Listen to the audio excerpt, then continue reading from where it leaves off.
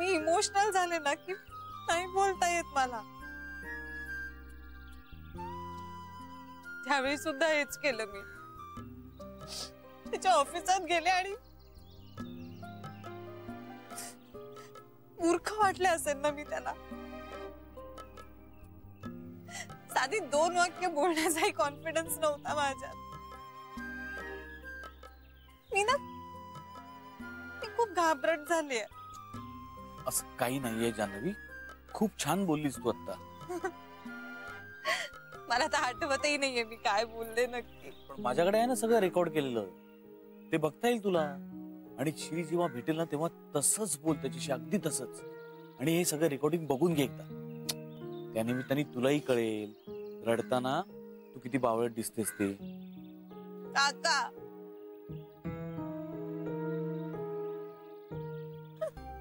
हो.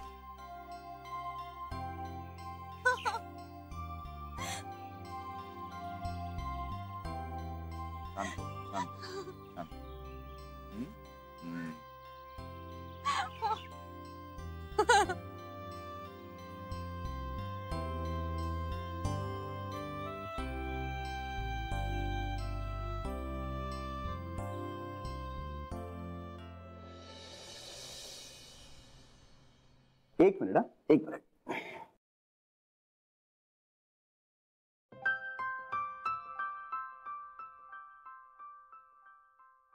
तीस तारीख ना? पण म्हणजे आता इव्हेंट नक्की पोस्टपोन झालाय का? बरं बरं, हरकत नाही. Yes, I can understand. No problem. हो, कळवा मला. बरं बरं, चालेल. श्री, काय रे, पोस्टपोन झालं? हो रे, गृहमंत्र्यांच्या तारखेचा काहीतरी प्रॉब्लेम झालेला आहे. मग आता काय? आता 30 तारीख. ठीक आहे, मी जान्हवीला 30 तारखेचं विचारतो. मग हे नको, तू नको विचारू. का? का म्हणजे मला विचारायचंय. अरे पण आता सगळं यापुढे मीच तिला विचारणार आहे.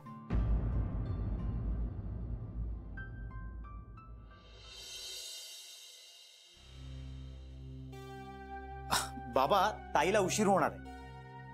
हो, आलाय, मलाही मेसेज आलाय. ताई उद्या जाणार ना बाबा?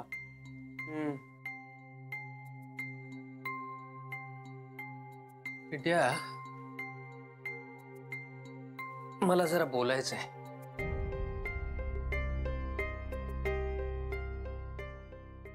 बाबा, मला टेन्शन यायला लागतं तुम्ही असं बोललात की. हे बघ, कधीतरी आपल्याला या सगळ्याला सामोरं जायला हवंच आहे. पण बाबा, मी तुझ्या आईपासून वेगळं व्हायच्या निर्णयावर ठाम आहे. बाबा, निर्णय घेत नव्हतो रे मी, पण आता घेतलाय आणि मी तो बदलणार नाहीये. पण एवढी घाई? अरे, उशीर झाला हा निर्णय घ्यायला. कधीच घ्यायला हवा होता, म्हणजे माझ्या लेकीची अशी परवड झाली नसती. आईला एक संधी. खूप बोलणं झालेलं आहे आपलं यावर. मला आता यावर काहीही बोलायचं नाहीये. मला तुला फक्त एवढंच सांगायचंय की तुझी ताई आता काही दिवसांनी सासरी गेली की पुढच्या काही दिवसात मीही हे घर सोडेन. पंढरपूरला जाईन, वृद्धाश्रमात राहीन, कुठेही जाईन. पण या बाईबरोबर या घरात आता मी एक क्षणभर देखील राहणं शक्य नाही. प्लीज ना बाबा, असं नका ना करू. ताईला काय वाटेल? तिला कल्पना आहे त्याची. पण बाबा, हे सगळं भाऊजींना किंवा ताईच्या सासरी कळलं तर काय होईल?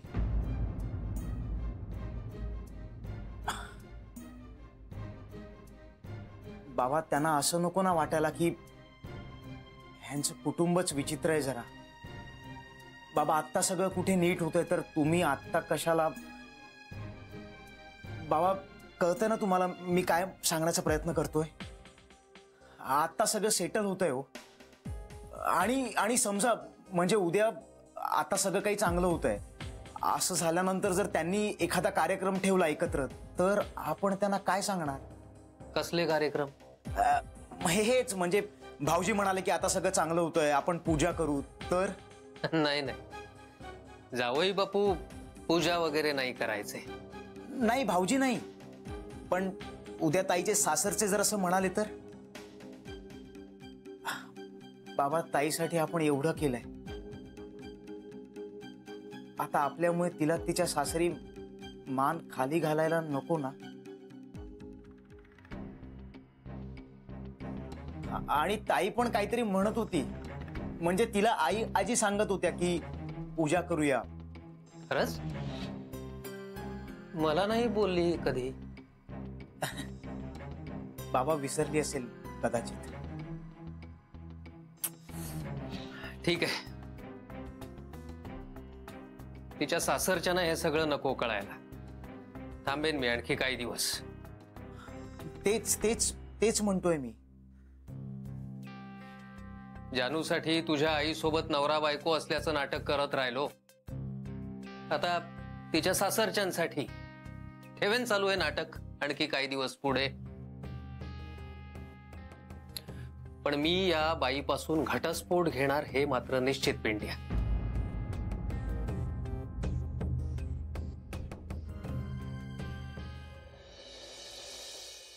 अरे आता फंक्शन 30 तारखेला असलं ना तरी मला आश्रमात नाही येता येणार आहे. मला बाकीची कामं आहेत. काही नाही. आधी जेव्हा फंक्शन 25 तारखेला होतं तेव्हा तू सगळ्या मीटिंग कॅन्सल केलेत मला माहिती. अरे पण बाकी काही कामं आहेत की नाही मला? हे कामच आहे आणि मस्त आहे. तुला तू आवडेल. हे आधीपासून ट्रेनिंग घेतोयस म्हणून तुला कळतंय. मला यातलं काहीच नाही कळणार. अरे माणसांसाठीच असतं सगळं. तू माणूस आहेस ना. नाही म्हणतो आई. अरे मला आत्ता शक्य नाही असं म्हणतोय मी. सांग ना. कांता, तो नाही म्हणतोय ना, कशाला बळजबरी करतोयस त्याच्यावर? अगं पण त्याचाच फायदा होणार आहे याच्यात. अरे पण माझं काम आहे. काय काम आहे तुझं? काय काम? मला जान्हवीला भेटायचं, मला घरी आणायचं. 25 तारखेला? हो. 25 तारखेला? हो. 25 तारखेला? होय. मग ते तू चलच आश्रमात. म्हणजे काय? अरे जान्हवी सुद्धा तिथंच असणार आहे. काय? येस. नर्मदा यो जान्हवीचा काय संबंध आहे? आणि म्हणजे तू काका तिला पण? मी काही केलेलं नाही. तिची तीच येणार आहे.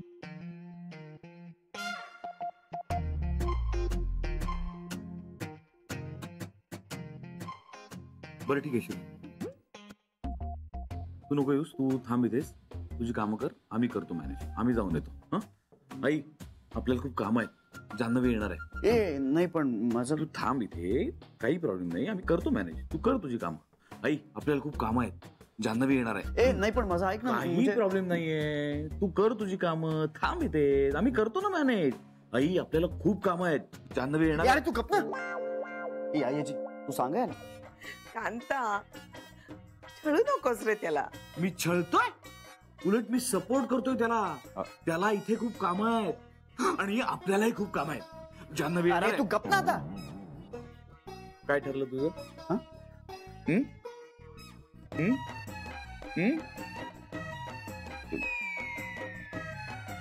हे सकाळच्या वेळात नाही जमणार मला. म्हणजे संध्याकाळी जमणार?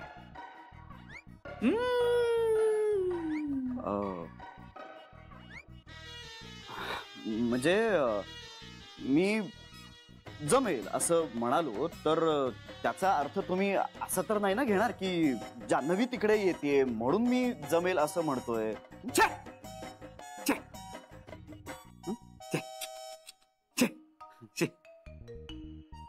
असं कशाला वाटेल?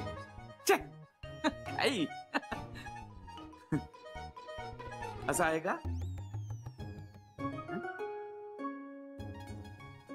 छे छे. अरे उलट माझ्या विनंतीला मान देऊन तू येतोयस असंच वाटतंय आम्हाला, नाही काही? आईची सांग बरं काय आता. कांता पुरे रे आता. बरं तुला काय करायचं ना ते कर तू तिथे. मला काही करायचं नाहीये तिकडे. अरे म्हणजे चर्चा वगैरे? मला फक्त प्रश्न विचारायचे तिला. तुला त्याची गरजच भासणार नाही. तुला तुझ्या सगळ्या प्रश्नांची उत्तरं मिळतील, विचारलेल्या आणि न विचारलेल्या सुद्धा. म्हणजे वेळ आल्यावर कळेल. याच्याशी ना बोलण्यात काही अर्थच नाही. आई तू मला सांग. तेच वेळ आल्यानंतर कळेल. काय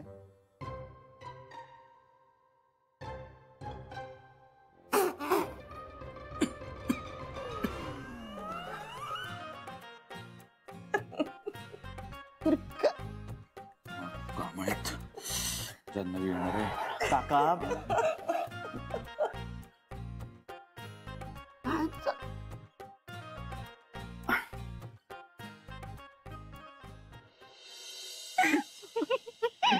पण बरं झालं तू प्रॅक्टिस केलीस. हो ना, मला ना आता असं कॉन्फिडन्स आल्यासारखं वाटतं. वाटतंय ना. काय होतं आपण अनप्रिपेअर्ड असलो ना की फार गडबडायला होतो, हो की नाही? अनुभवावरनं कळलंय मला. काय वाटतं असेल ना श्रीला, कशी बावट मुलगी आहे म्हणाला असेल तो. ए नाही या, श्रीला असं काही वाटलं नसेल. अरे तू असायला हवा होतास. मी नाही नाही बरं मी नव्हतो तेच बरं. का? मला पाहवली नसती तुझी अवस्था. मला उगाच त्रास झाला असता. हो, आणि मी सुद्धा एम्बॅरस झाले असते. फार तोंड वर करून म्हणाले होते तुम्हाला. मी काय 10वीची परीक्षा द्यायला चाललीये का? गप रे. बरं मग आता काय करायचं ठरवलंय? आई आजी तरी असं म्हणालात की सगळं क्लिअर कर आणि मग श्रीला बातमी सांग. नाही ते बरोबरच आहे. मागचं परत काही राहायला नको. म्हणजे तू आता लवकर जाणार. हो बरोबर, तुम्ही सगळे वाटच बघताय ना माझ्या जाण्याची. आम्ही तुझ्या सुखाची वाट बघत होतो जाणं. माहितीये मला मनीष. ए आणि प्लीज प्लीज आता तुम्ही दोघं अजिबात भांडण करू नका. माझं मधल्यामध्ये सँडविच होतं यार. म्हणजे काय, श्रीला वाटतं की तू माझी मैत्रीण आहे त्यामुळे मी तुझी बाजू घेतो, आणि तुला असं वाटतं की श्री माझा बॉस आहे म्हणून मी त्याची बाजू घेतो. बरं माझ्यासाठी तुम्ही दोघं तेवढेच जवळचे आहात त्यामुळे मला कळतच नाही मी कुणाची बाजू घ्यायची ते. हो रे, अवघड होतं ना सगळं. मग पण तुम्ही एकत्र येताय तर सगळ्यात जास्त आनंद मला होतो. थँक्स मनीष. कशासाठी? सगळ्यासाठी. अच्छा, मग मला तर तुला रोज थँक्यू म्हणायला लागेल. तसं नाही रे, माझ्या ह्या सगळ्या संकटाच्या काळात तू कायम बरोबर होतास माझ्या. जान्हवी पण निरोपाचं नको बोलू. बरं नाही बोलत. बरं गीता कुठे आहे? गीता आणि आईचं परत वाजलंय. म्हणजे? हो, त्यांच्यात अजूनही वाद चालूच आहे. आज त्यांना एक नवीन विषय मिळालाय. आज मसाल्याची एक्सपायरी डेट झाली त्यामुळे गीता मॅडमचं असं म्हणणं आहे की तो मसाला टाकून द्यायचा, आणि आईचं असं म्हणणं आहे की त्या मसाल्याला काही वास येत नाहीये, मग वापरूयात संपेपर्यंत. मग काय, मी आलो बाहेर. अरे अगं मग काय करणार, कोणाची बाजू घेणार मला सांग. दोघी जणी आपला हट्ट सोडायला तयार नाही. त्यांचं असं म्हणणं आहे की आम्हीच बरोबर. मग आईचं असं म्हणणं असतं की बायको आल्यापासून मुलगा बदललाय, आणि बायकोचं असं म्हणणं आहे की आईचीच बाजू घ्यायची होती तर लग्न कशाला केलं. सांगा सांगा कुणाची बाजू घेणार आणि काय करणार. आई गो बिचारा. हे जान्हवी, तुला एक प्रांजळ विनंती. तू प्लीज असं नको करूस हा श्री बरोबर, प्लीज. काय ना ते अडकीत त्यात अडकलेल्या सुपारीसारखं वाटतं. बरं माझ्या घरी तर एकच आई आहे, श्रीकडे 6 आया आहेत. 6 नाही, श्रीकडे 5 आया आहे आणि एक आई आजी आहे.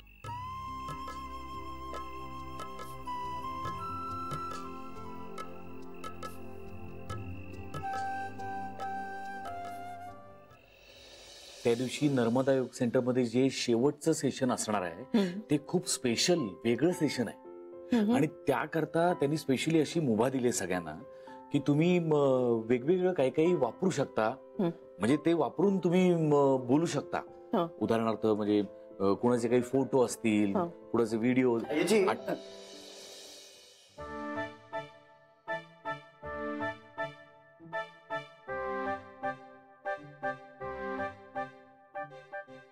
काय रे श्री?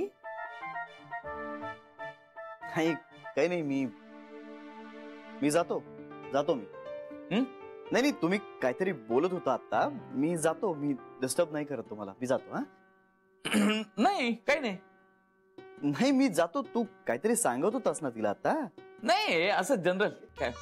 अरे जनरल काय, तू खरंच काहीतरी सांगत होतास तिला. हरकत नाही, मी जातो ना. अरे बस ना रे श्री. काही नाही, मी एवढंच सांगायला आलो होतो की मी येत नाहीयेस. मी येतोय. Good. That is good for you. Anyway चालू दे तुमचा. मी काही मध्ये येत नाही, तुम्हाला डिस्टर्ब नाही करत. अरे बस तू. नाही नाही, बस चालू ना. चालू दे. बघितलंस ना, राग तर लगेच नाकाच्या शेंड्यावर असतो. एक नंबरचा डॉमिनेटिंग आहे. तुला वाटतो फार साधा. हो पण तसं नाही. तो मला जे दाखवायचं आहे, हा. मला जे तुला काय काय काय दाखवायचंय तुला? काय दाखवायचंय? कोणाला? काहीतरी तू आता येजीला सांगत होतास. मला काही नाही सांगायचं. काहीतरी दाखवायचंय, काहीतरी. हो ना, हो ना. काय काय? मी तिला दाखवत होतो तुझं वागणं, तू कसा वागतोस ते. हो नाही, ठीक आहे ठीक आहे. तू दाखव येजीला. मला कळलंय की जे काय तू तिला दाखवतोयस ना ते मला दाखवायचं नाहीये. मला कळलंय. तू दाखव. हा नाही दाखव. मला सगळं कळलंय. दाखव. मी नाही डिस्टर्ब करतो मला. चालू. श्री. अरे श्री.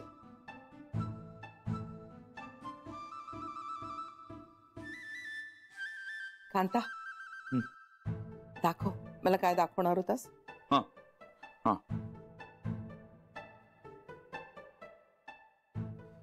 नको.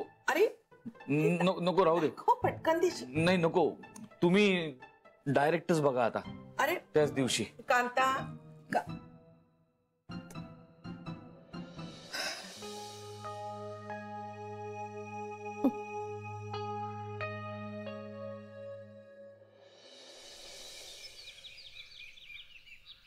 आई का चालली आहे नर्मदा योग सेंटर मध्ये? भाऊजींनी सांगितलं असेल. कांताला वेळ लागलाय. श्री पण जाणार आहे. वा, म्हणजे कांताने यालाही कन्व्हिन्स केलं? नाही, तो एकच दिवस जाणार आहे. का पण? असं सहज. आणि आईचं काय? त्या भाऊजींसाठी जाणार आहे. म्हणजे भाऊजींना त्यांच्याशी बोलायचंय काहीतरी. मग घरात नाही बोलतायत? अगं त्यांचा काहीतरी कार्यक्रम असतो, म्हणजे आपल्या माणसांची बोलायचं असं काहीतरी. आपण आपली माणसं नाही होत का त्याची? तसं नाही ग बेबी. आपल्याला काही सांगायची गरजच वाटत नाहीये त्या लोकांना. अगं सांगतील ना, अजून गेलेत कुठे पण. अरे वहिनी, या घरात काय चाललंय तेच कळत नाही. एक चांगलं आहे. मी विचार करते मीही जाईन योग सेंटरला. प्लीज नको. अत्यानंद महाराजांकडे जातेस ना, ते सुद्धा आमच्यासाठी डोकेदुखी आहे. आता हे नवीन काहीतरी सुरू करू नको. ही शिकायला जाते आणि आम्हाला त्रास. तुम्हाला काय ग त्रास? नको म्हटलं ना. अगं तिला जावंसं वाटतंय, करावंसं वाटतंय तर जाऊ दे ना. जीव रमतो तिचा त्यात. अगं जीव रमवण्यासाठी ते अत्यानंद वधूवर सूचक मंडळ आहे ना तिच्याकडे. फारसं चालत नाहीये पण. नाव बदल त्याचं.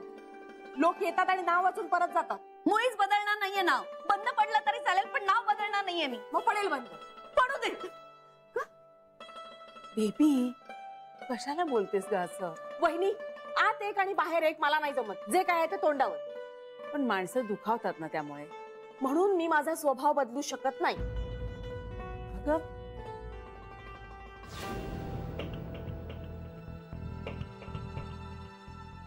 काका नाही ना, नको ना प्लीज. नको नको नको. त्याला काय होतंय? मी काहीही बोलले होते आज. सुदे ते खूप नॅचरल आहे. नाही नको, पण तो चिडेल. चिडू दे की चिडला तर. आपण नाही घाबरायचं, कळलं? काय झालं? तुम्ही त्याला घाबरता मनातून. मी कशाला घाबरू त्याला? एवढंसा होता जन्माला आला तेव्हा. काका जन्माला आल्यावर सगळे एवढेसे असतात.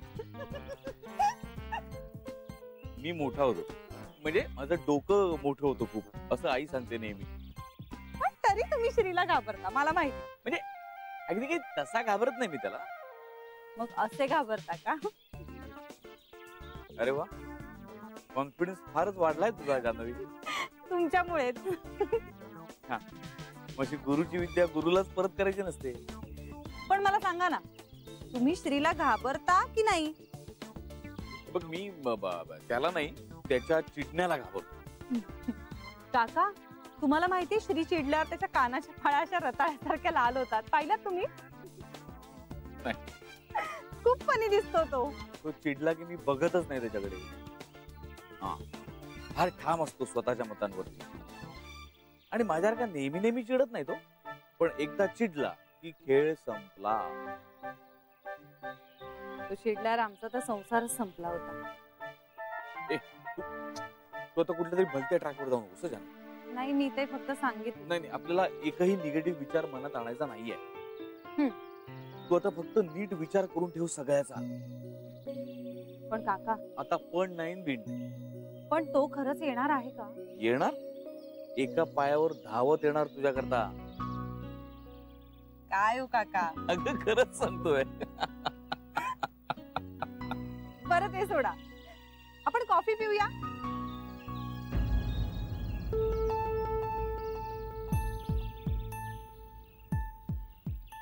काय? कॉफी पिऊया आपण.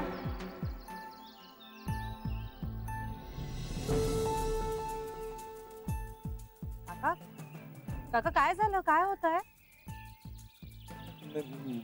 माझं डोकं दुखायला लागलं. मी निघतो. अहो काका